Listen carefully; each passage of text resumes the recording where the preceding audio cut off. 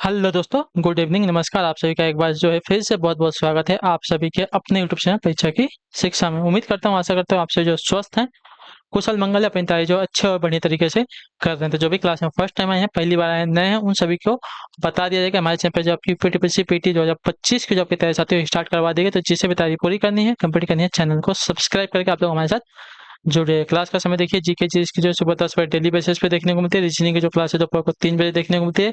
हिंदी की जो क्लास है शाम को 7 बजे हमारे चैनल पर आप सभी को देखने को मिलता है। आप सभी को इसी टाइम पर क्लास से जुड़ के अपनी तारीख को पूरा और कंप्लीट करना है। नीचे डिस्क्रिप्शन आप सभी को इंस्टाग्राम टेलीग्राम का लिंक मिल जाएगा। तो आप हमें क्या करेंगे, इंस्टाग्राम पर फॉलो करेंगे, टेलीग्राम चैनल को ज्वाइन करेंगे। टेलीग्राम चैनल पर डेली बेसिस पे क्लास का अपडेट, आपको एग्जाम का अपडेट जो है देखने को मिल जाएगा। तो आप लोग टेलीग्राम चैनल को ज्वाइन कर लीजिएगा, ठीक है। चलिए क्लास से स्टार्ट करें बिना किसी देरी के। एक एक क्वेश्चन आपके एग्जाम के लिए बहुत इंपॉर्टेंट, ध्यान से देखिएगा, समझिएगा, बताने की कोशिश कीजिएगा, राइट आंसर करेगा, ठीक है। क्लास स्टार्ट करने से पहले सभी से रिक्वेस्ट है कि जिसने अभी तक क्लास को लाइक नहीं किया, लाइक करेंगे, शेयर नहीं किया तो शेयर करेंगे, जिसने अभी तक चैनल को सब्सक्राइब नहीं किया वो लोग जो है चैनल को सब्सक्राइब करें। पहला क्वेश्चन आपका दिया गया है, वास्को डी गामा ने भारत में समुद्री मार्ग की खोज की थी। देखिए आपका जनरल अवेयरनेस का क्वेश्चन है, तो ध्यान से समझिएगा, ठीक है। वास्को डी गामा ने भारत के समुद्री मार्ग की खोज की थी 1498 में, ठीक है। ऑप्शन नंबर आपका सी राइट होगा, ठीक है। वास्को डी गामा 20 मई 1998 को, ठीक है, याद रखिएगा, 20 मई 1998 को जो है केरल के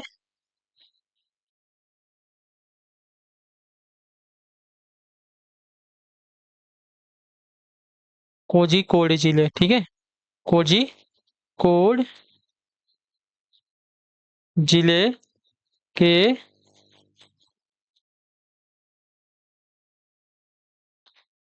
कालीकट यानी कि कापड़ गांव पहुंचा था, ठीक है।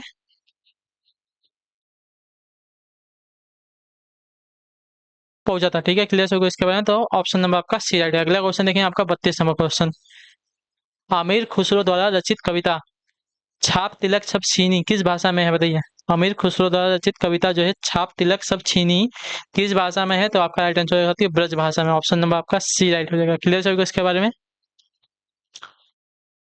अमीर खुसरो का जन्म आपका पटियाली यानी कि कासगंज में हुआ था।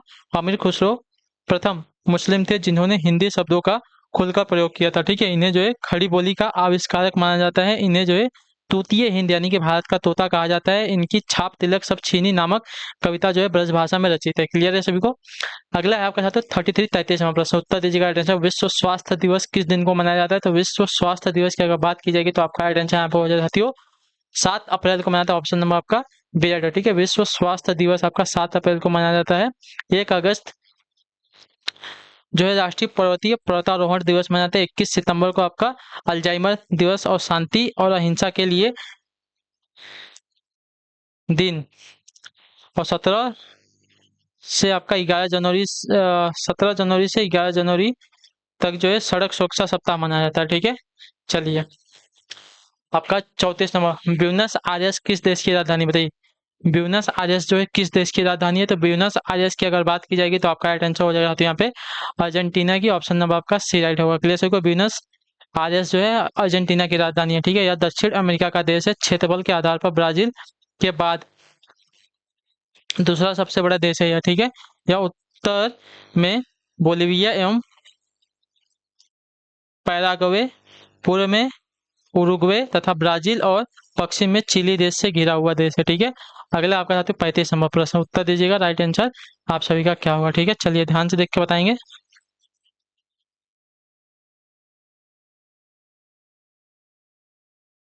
रिक्त स्थान राष्ट्रीय उद्यान में सबसे अधिक एक सींग वाले गंडे पाए जाते हैं, किसमें, तो आपका राइट आंसर होगा कांजीरंगा राष्ट्रीय उद्यान में। ऑप्शन नंबर आपका सी, ठीक है। कांजीरंगा राष्ट्रीय उद्यान असम राज्य में स्थित है। यह जो है एक सींग वाले गंडे के लिए प्रसिद्ध है। इसे जो है 1974 में राष्ट्रीय उद्यान का दर्जा दिया गया है, ठीक है। चलिए अगला क्वेश्चन आपका साथियों 36 नंबर प्रश्न, उत्तर दीजिएगा। राइट आंसर का इम्फाल किस भारतीय राज्य की राजधानी है, तो इम्फाल जो है आपके यहाँ पे मणिपुर की। ऑप्शन नंबर आपका ये जो दिया गया आपका राइट आंसर होगा। क्लियर होगा इसके बारे में। इम्फाल जो है मणिपुर भारत का पूर्वोत्तर राज्य है। इसकी राजधानी आपकी इम्फाल है, ठीक है। इसका क्षेत्रफल आपका 22,347 वर्ग किलोमीटर है। इस राज्य का गठन आपका 12 जनवरी 1972 को हुआ था। यहाँ के पर्वतीय क्षेत्रों में नागा व कुकी जनजाति के लोग जो है निवास करते हैं, ठीक है। चलिए अगला आपका साथियों 37 नंबर, उत्तर दीजिएगा। राइट आंसर का हॉर्नबिल महोत्सव निम्न में से किस राज्य में मनाया जाता है? तो देखिए, हॉर्नबिल महोत्सव का आयोजन आपका 1 से 10 दिसंबर को जो है पूर्वोत्तर भारत के राज्य नागालैंड में मनाया जाता है। ठीक है, इसे त्योहारों का त्योहार भी कहा जाता है। ठीक है, क्लियर सभी को इसके बारे में। हॉर्नबिल महोत्सव को जो है त्योहारों का त्योहार कहा जाता है और इसको जो है नागालैंड राज्य में मनाया जाता है। ठीक है, कब से? तो 1 से लेकर 10 दिसंबर में। ठीक है, 1 से 10 दिसंबर के बीच में इसको जो है मनाया जाता है। अगला क्वेश्चन आपके साथी हो 38 नंबर क्वेश्चन। महाराष्ट्र के महाराष्ट्र के पोला त्योहार में किस जानवर की पूजा करते हैं? महाराष्ट्र के पोला त्योहार में किस जानवर की पूजा की जाती है? तो आपका राइट आंसर यहाँ पे हो जाएगा साथियों वृषभ यानी कि बैल की। ठीक है, ऑप्शन नंबर आपका ए राइट हो जाएगा, क्लियर बी राइट हो जाएगा। पोला त्योहार जो है महाराष्ट्र, छत्तीसगढ़, मध्य प्रदेश और तेलंगाना के उत्तरी हिस्सों में अमावस्या के रूप में किसानों द्वारा मनाया जाता है। इस त्योहार में वृषभ यानी कि बुल की पूजा की जाती है, यानी कि बैल की पूजा की जाती है। ठीक है, अगला क्वेश्चन आपका साथियों 39वां प्रश्न कहते हैं निम्नलिखित में से नृत्य का कौन सा प्रकार असम से संबंधित है? ठीक है, नृत्य का कौन सा प्रकार जो है असम से संबंधित है? तो असम से संबंधित नृत्य का प्रकार आपका यहाँ पे बिहू है। ऑप्शन नंबर आपका सी राइट होगा। ठीक है, बिहू असम के 3 अलग सांस्कृतिक उत्सव में क्या है? बिहू असम के 3 अलग सांस्कृतिक उत्सव के एक समूह को दर्शाता है और दुनिया भर के आसामी प्रवासी इसे जो है धूमधाम से मनाते हैं। ठीक है, बिहू असम का मुख्य पर्व है। यह साल में 3 बार मनाया जाता है। रंगाली बिहू फसल बुवाई की शुरुआत का प्रतीक है और इससे नए वर्ष का भी शुभारंभ होता है। ठीक है, भोगाली बिहू फसल की कटाई का त्योहार है और काली बिहू जो है शरद ऋतु के मेले का त्योहार है। ठीक है, अगला क्वेश्चन आपका साथियों 40 नंबर उत्तर देने की कोशिश करेंगे। आपका कश्मीरी द वाजपेयी यस नामक किताब के लेखक कौन? बताइए, कश्मीरी द वाजपेयी यस नामक किताब के लेखक कौन है? तो आपका राइट आंसर होगा एस दुलत। ठीक है, ऑप्शन नंबर आपका सी राइट है। एस दुलत जो है इंटेलिजेंस ब्यूरो के पूर्व विशेष निदेशक और 1999 से 2000 तक जो है अनुसंधान और विश्लेषण विंग यानी कि R&AW के पूर्व प्रमुख थे। ठीक है, 2015 में वह जो है अपनी पुस्तक कश्मीर द वाजपेयी यस के कारण जो है मीडिया की चर्चा में आए थे। अगला क्वेश्चन आपका 41 नंबर प्रश्न है। भारत की पहली महिला मुख्यमंत्री थी कौन? बताइए, भारत की पहली मुख्यमंत्री कौन थी? पहली महिला मुख्यमंत्री थी आपकी सुचिता कृपलानी। ठीक है, ऑप्शन नंबर आपका बी राइट है। सुचिता कृपलानी भारत की प्रथम महिला मुख्यमंत्री थी। वह एक भारतीय स्वतंत्रता सेनानी एवं राजनीतिज्ञ थी। वह जो है 2 अक्टूबर 1963 से 14 मार्च 1967 तक उत्तर प्रदेश राज्य की जो है मुख्यमंत्री रही है। ठीक है, अगला क्वेश्चन आपका साथियों कब से पूछेगा तो याद रखिएगा 2 अक्टूबर 1963 से 14 मार्च 1967 तक। ठीक है, किस प्रदेश की? तो उत्तर प्रदेश की। ठीक है, चलिए 42 नंबर क्वेश्चन है। स्वतंत्र भारत के प्रथम शिक्षा मंत्री कौन थे? तो स्वतंत्र भारत के प्रथम शिक्षा मंत्री की अगर बात की जाएगी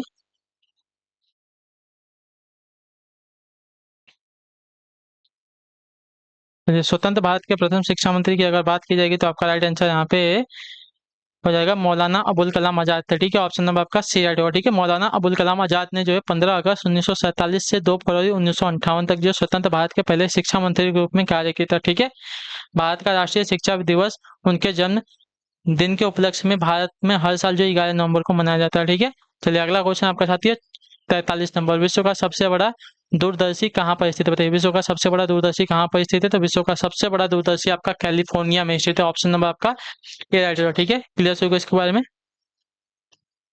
चलिए अगला क्वेश्चन आपका 44 नंबर है। गालिब कौन थे? बताइए, गालिब कौन थे? तो गालिब की अगर बात करें तो गालिब आपके एक कवि थे। ऑप्शन नंबर आपका ये है। उर्दू एवं फारसी भाषा के महान शायर मिर्जा असद उल्लाह बेग खां उर्फ गालिब थे। ठीक है, इनको जो है उर्दू का सर्वकालिक महान शायर माना जाता है और फारसी कविता के प्रवाह को हिंदुस्तानी जुबान में लोकप्रिय करवाने का श्रेय भी दिया जाता है। ठीक है, चलिए अगला आपका 45वां प्रश्न है। उत्तर दीजिएगा। आइटम का भारत का राष्ट्रीय चावल अनुसंधान संस्थान कहाँ पर अवस्थित है? तो यह अवस्थित है साथियों आपका कटक में, ठीक है। ऑप्शन नंबर आपका ए राइट होगा। क्लियर होगा। भारतीय चावल अनुसंधान संस्थान कटक उड़ीसा में अवस्थित है, तो ऑप्शन नंबर ए जो दिया गया है आपका राइट आंसर, ठीक है। उड़ीसा के राजधानी आपको भुवनेश्वर है। भारत का प्रमुख तीर्थ धाम आपका जगन्नाथ धाम उड़ीसा में ही स्थित है, ठीक है। चलिए 46वां प्रश्न आपका दिया गया है, ध्यान से देखिएगा, उत्तर दीजिएगा। राइट आंसर, भारत के राष्ट्रगान के रचयिता कौन है? कल ही इसके बारे में मैंने आपको बताया था। तो भारत के राष्ट्रगान के रचयिता आपके रविंद्रनाथ टैगोर है, ठीक है। जनगण मन, भारत का राष्ट्रीय गान आपका जन गण मन है, ठीक है। बंकिम चंद्र चटर्जी ने जो है वंदे मातरम, ठीक है। अगला क्वेश्चन आपका राष्ट्रीय गीत हमारा है वंदे मातरम, इतना याद रखिएगा, ठीक है। भारत और श्रीलंका के मध्य संयुक्त सैन्य युद्धाभ्यास का नाम क्या है?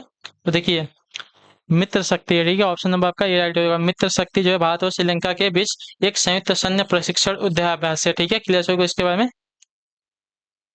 अगला क्वेश्चन देखा जाएगा आपका साथियों 48 नंबर। शोभना चंद्र कुमार किससे संबंधित, बताइए। शोभना चंद्र कुमार जो है किससे संबंधित है? तो शोभना चंद्र कुमार आपकी संबंधित है भरतनाट्यम से। ऑप्शन नंबर आपका सी राइट होगा, ठीक है। शोभना चंद्र कुमार का संबंध आपका भरतनाट्यम से है। 49 नंबर प्रश्न आपका सामने दिया गया, बताइएगा अटेंशन में। वैद्यनाथ मिश्र किस कवि का मूल नाम है? बताइए वैद्यनाथ मिश्र जो है किस कवि का मूल नाम है? तो आपका आइडेंटिटी हो जाएगा साथियों यहाँ पे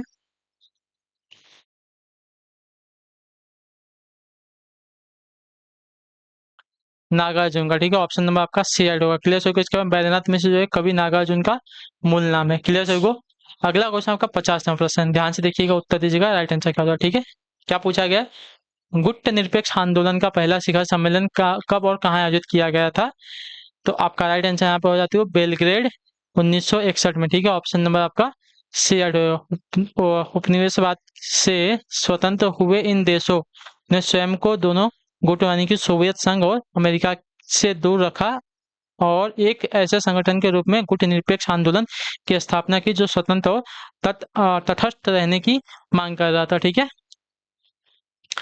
चलिए अब हिंदी का आपके 4-5 क्वेश्चन आएंगे। 76 नंबर क्वेश्चन, ठीक है। निम्न में से कोई एक युग में समुचित नहीं है, कौन सा नियम है बताइए। चलिए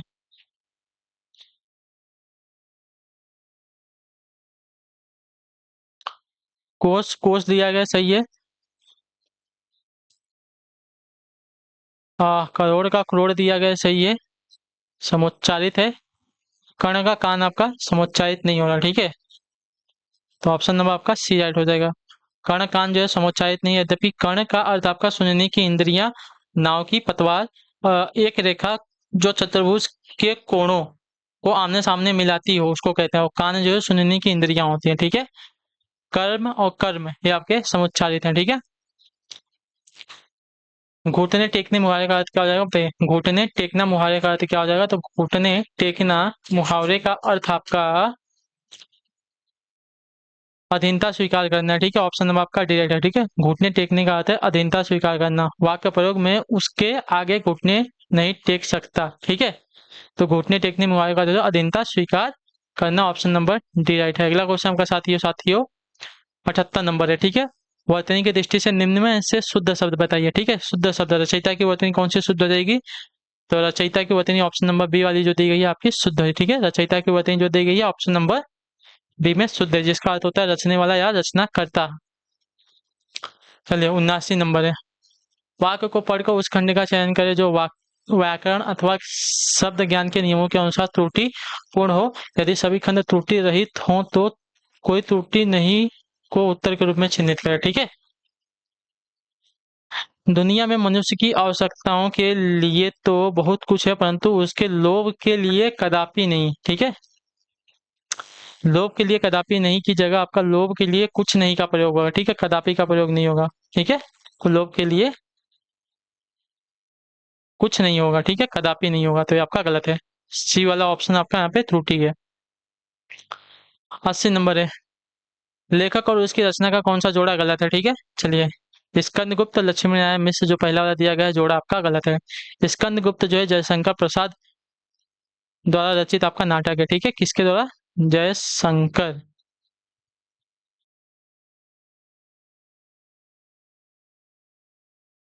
जब शंकर प्रसाद द्वारा रचित आपका नाटक है जिसमें स्कंदगुप्त अवधेश सेना के पवित्र प्रेम का वर्णन है, अतः विलोम ये आपका जो दिया गया आपका युग्म गलत हो जाएगा। ठीक है, जोड़ा गलत हो जाएगा। संस्कृत के 4 अध्याय जो है रामधारी सिंह दिनकर जी का दिनकर जी की रचना, ये भी आपका सही है। ठीक है, चलिए तो इसी के साथ जो आपकी क्लास है आज की यहीं पे पूरी होती है, कंप्लीट होती है। उम्मीद करता हूँ आपको क्लास जो अच्छी लगी, पसंद आई है, तो अपना जो फीडबैक है क्लास का नीचे कमेंट में बताइएगा। क्लास अच्छी लगे तो क्लास को लाइक करके, चैनल पर पहली बार तो चैनल को सब्सक्राइब करके जाइएगा। हम आपसे मिलते हैं आपकी अगली क्लास में, नेक्स्ट क्लास में। तब तक के लिए टाटा बाय बाय, जय हिंद जय भारत। आपसे क्लास से जुड़ने के लिए बहुत बहुत ही धन्यवाद साथियों।